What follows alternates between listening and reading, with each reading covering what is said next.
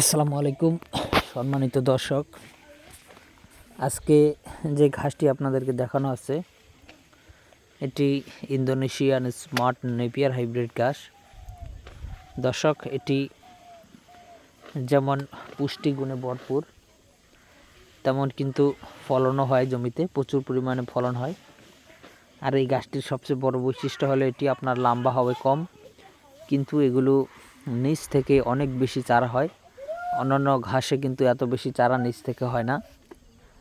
এই ঘাসগুলো প্রথম কাটিং রোপণ করলেই এক একটি জারে 40 থেকে 50টির মতো ঘাস হয়ে থাকে।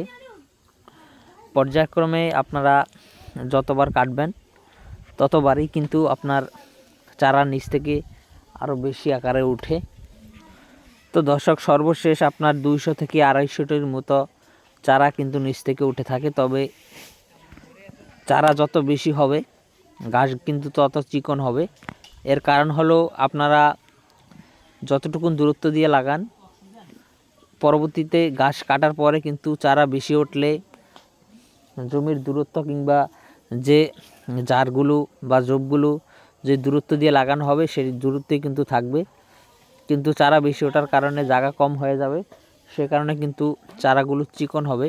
তো দর্শক, তবে চিকন হলেও যত কাটা হবে তত কিন্তু চারা নিচ থেকে বেশি উঠবে। এটাই হলো স্মার্ট নেপিয়ারের বৈশিষ্ট্য।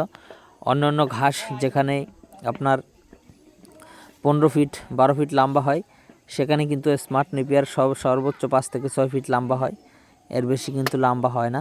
তো দর্শক, এই ঘাসটি যেমন মিষ্টি তেমন নরম, গরু ছাগল খুবই পছন্দ করে। চাইলে আপনিও চাষ করতে পারেন। আমাদের কাছে high quality Indonesian smart Napier ঘাসের কাটিং রয়েছে। কাটিং সংগ্রহ করলে স্ক্রিনে দেওয়া নম্বরে যোগাযোগ করবেন।